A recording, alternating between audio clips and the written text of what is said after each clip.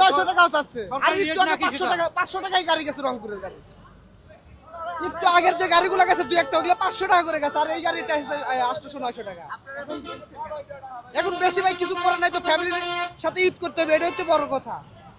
এছাড়া তো উপায় নাই।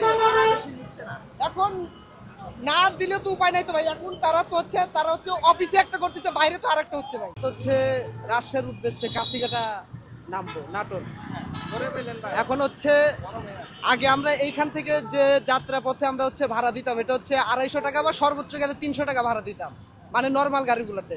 এখন সেইগুলাই ভাড়া চাচ্ছে ভাই 700 টাকা, 1000 টাকা লোকালে 1000 টাকা। আর হচ্ছে যেগুলো হচ্ছে হানিফ বা হচ্ছে ভালো গাড়ি, ন্যাশনাল ট্রাভেলস, দেশ ট্রাভেলস, এই যে একটু আগে হানিফের সাথে কথা বললাম, এটা তো হচ্ছে বাইরে থেকে লোক নিতই না। আর এখন হচ্ছে তারা চাচ্ছে 1000 টাকা করে।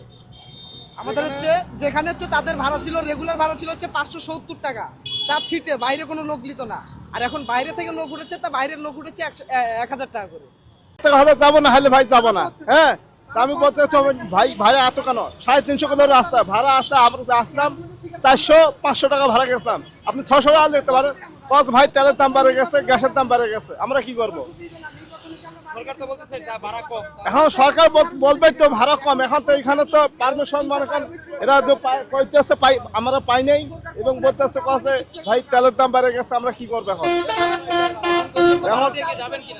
এখন আমরা হয়তো সকাল 8টার থেকে আইছি, 8টার থেকে আইসে আমি যেখান থেকে আছি এখন বাজে বর্তমান 1:30।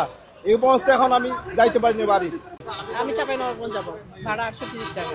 আমার মনে হচ্ছে যেটা ঠিক আছে, এটা বেশি না, কারণ আমি সরাসরি কাউন্টার থেকে নিয়েছি। আর যদি অন্য কোনো মাধ্যমে নেই, সেক্ষেত্রে হয়তো দেখা যাবে যে আমি অন্য মানুষের থেকে যখন কিনে নিব তখন সেখানে তারা বেশি নিতে পারে, এবং যেহেতু আমার প্রয়োজন আমি সে বেশি টাকাটা দিই তখন নিব।